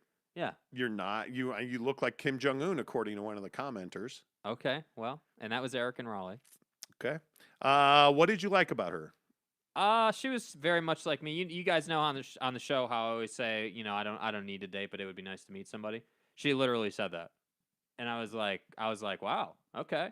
So you're kind of on the same page. So she said the exact same that you say every day. She literally said that. She was like, yeah, I mean, she was like, I haven't really worked hard on dating in a couple years, and I just been kind of doing my thing, and I figured, it was, time to try again, and so I'm trying.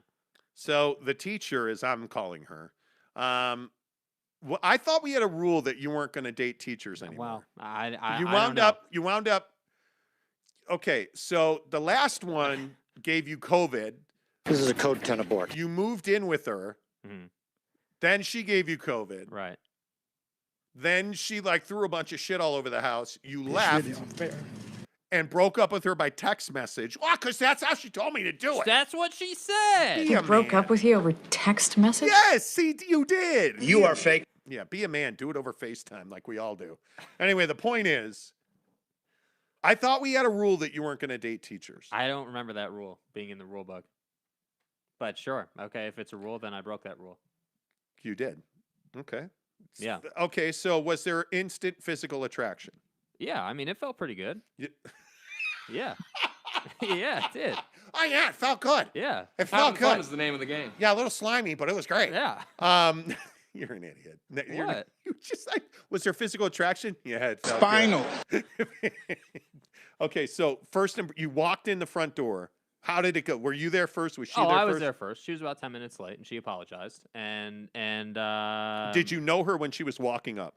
Wait, did you wait in the car? Or did you go no, inside? No. I waited in the car. Yeah, Okay. waited in the car. So did you wait for her to walk in the front door, or did? No, I showed up. I was about 5 minutes early.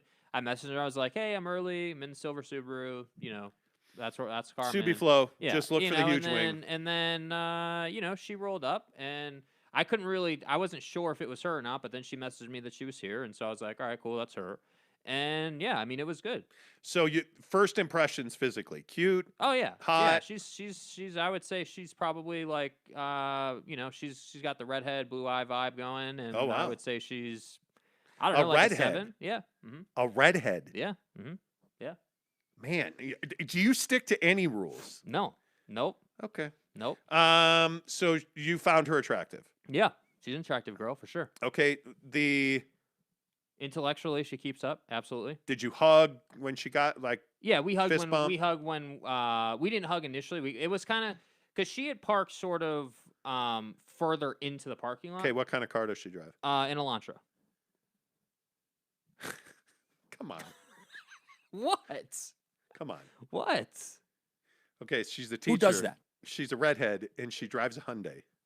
Okay, it's not a Hyundai. It's a Hyundai. Oh, well. At least it's not a Kia. How dumb do you think I am? You're dating. What is? I'm telling you, you're breaking every rule. No, I'm not. Okay. Anyway, How am I breaking every rule? I don't understand. You told her you were going to break up. She said, "Just do it over a text." Fat Jesus wants to know. She said, "Yes, dude." She said, I would prefer to communicate this way. So that's how I communicate. That doesn't mean you dump her over text. Okay, cool. You call her. You FaceTime her. Okay. You didn't see. Here's the problem. We all like making babies. We just don't like breaking hearts. I've never claimed to like making babies. So You don't like sex? No, I didn't say that. I said I don't like making babies. That's two different things. Okay. No. That's two different things, dude. Do you hear the things It's that you two say? different things. Anyway, the point is, God bless. So she asked you to communicate by text, so you felt it was apropos to break her heart and send her into a lifetime of spiraling damage. I was just following directions. Why you never followed directions before? Oh, anyway, shit. all right. Damn, I So am tripping. she drives a Hyundai. She's a teacher. She's a redhead. Yeah. All things you've sworn off of. That's not What- true. What is your favorite trait about this girl? Why do you want a second date? Because she doesn't need to be dating. She's not thirsty. She like wants to be there. She's not thirsty, but she will drink. Yes, exactly. Okay, I like exactly. that. Does she have aspirations beyond little Jimmy's 4th grade math project? Not in an entrepreneurial sense, no. Not based on what she told me, but I think, I do think that she likes to travel. She's one of those people that doesn't care as much about the job, like she wants to be happy in her job, but she's more about like enjoying life and Okay. Your last one that you broke up with over text message wanted to field and infield, wanted to like procreate to a whole baseball team. Right. Uh-huh. What about this girl? We didn't get that far. We didn't talk about having kids and stuff. Okay. Did you speak to her before the first date? Did you ever hear her voice? No. Nope. Okay. Nope. All right. So you guys are going to go out next weekend. Mm-hmm. Yeah, next weekend sometime. We're still in the planning phase of that date. So is she a priority that she would get Friday night, or is she more of like a Saturday afternoon? No, she was like, yeah, Friday night I'm usually pretty tired from the week, so it's probably best that we, do something, on Saturday or Sunday. Okay. You going to make her come out here, or are you going to go up there? I don't know. We got to see what we're doing. Horatio Horatio Hornblower says if she is throwing crap all over the house, she sounds like a nightmare. If she doesn't show you respect, why respect? Break up in person, respect rule. That's true. And I'm not even making that up. Like, she threw shit all over the house. Giggity says, is she a carpet matches the drapes kind of redhead? Wow. No, I don't think so. That's just a gut instinct, though. That's a great question, but I don't think so. We'll look for an update. Yeah. The next date is this weekend. Yeah. Jake. Teachers are off limits. See, See, Marcus, hey, man. What do you want me to say? Jake is hot for teacher, LOL, Tanner. So, here's the problem with teachers. Mm-hmm. Teachers are overworked, underappreciated, and underpaid. So what does that mean? Well, they're usually roundly unhappy. Well, this girl's not. Based on what she says, right? I mean, she could be completely lying and, whatever. Okay. But she says that she was like, yeah, I used to be that way, and then I changed schools, and I have a much better schedule. What? And I'm off at like 3 o'clock. Ace wants to know if my tattoos are henna tattoos or real. What Yeah, kind I'm of the guy question that is rocks henna tattoos, and I redo them all the time. Like, what? Anyway. Hell out of here with that. Yeah, like, seriously. Ace says he married a teacher, by the way. Nice. Okay. They're not bad people. I do agree they're stressed. All right. Yeah. Gut feeling right now. She the long term? I definitely think there's potential. Are you going to invite her to Hawaii? Depends. Are we still dating then? What? I don't know. Wait, I said... It's been the first date. I don't know, dude. Oh, come on. Are you telling me you don't think about this stuff? You got it first date already, man. Would I? Yes, I would. But that's just off of one date and a cup of coffee. Like, I gotta, there's a process to this thing. It's a weird day when we get a positive Jake dating story. Yeah, dude. That's not what the people are here for. They want to hear my life crumbling into pieces. But, like it's awful. Does she own a dog? I think that's HIPAA. She does own a dog. Oh, she does. And she lives with her sister. Okay, so there's no chance that you guys are gonna. Not her place. Okay. All right. Not her place. No. When's the hot tub getting installed? Exactly right. Giggity says, "Will the wedding be on YouTube?" No, but we may choose to do a vlog on it. Greg says, "Hey Jake, take the W, King." Exactly right. Yeah. Teachers have great benefits. Perfect vacation time for having and raising kids. It's an excellent job for a working family woman. Yeah, it is. That's true. Yeah. I agree with that. Yeah. And you're unique though. You're fucking high maintenance. Like you have a bunch of stuff. High maintenance? Yeah. Well, you have a bunch of stuff that. How am I high maintenance? Well, because you're not going to see her a lot. But that's the other thing. Okay, and I should say this. So she said. She was like, I'm not somebody who, you're going to be able to see a ton during the week, and yeah, like, but the last girl who ghosted you, like she said the exact same thing. Oh, I'm busy. Yeah, but that type of busy is different than saying, hey, like you're not going to be able to see me a lot during the week because of X, Y, and Z. And so like right now, my availability is on weekends and things like that. Like, that's different. I hope it works out. You've had some terrible luck with women, whether it be that you tend to attract lesbians or that you just have. Tell me I'm wrong. That was like 5 years ago now, dude. No. Yeah, it was. But no, seriously, like it's hey, the neighbor's cousin. It was the girl we met at Lowe's that one time. Like, you have a track record of attracting women. She was fine, too. She was fine. Man. Damn. I mean, come on. Yeah, man. But, she played for the other team, which is fine. I'm not, but you tend to attract women, not attack women. You tend Don't be rude. You tend to attract women that play for the other team. You tend to attract lesbians. Yeah, I don't know how I do it. I don't know. I literally don't know. Just saying. So whatever, dude. I don't know. I hope this works out for you. We'll see. We'll see. It'll be good. All right. We should probably play music because it's 8:30. Jesus. Yeah, I know. We're at an hour. We're almost 2 hours on this show today. You guys in this damn show. Yeah, it's their fault. Yeah. Damn it. It's not. Percentage you and this girl get married. Bruh. It's the same percentage as BYU going undefeated this year. That's what I'll say. How about that? Jake is the Tua of dating. This won't work out. Yeah. I'm a #1 overall draft pick, but I'm always hurt. And my hip hurts. Yeah. Exactly right. God, I should be so lucky. Please subscribe. We're giving away this Xbox. We're giving away a Traeger smoker. Give us a thumbs up if you're here right now. Until tomorrow, say goodbye, Jake. Goodbye, Jake.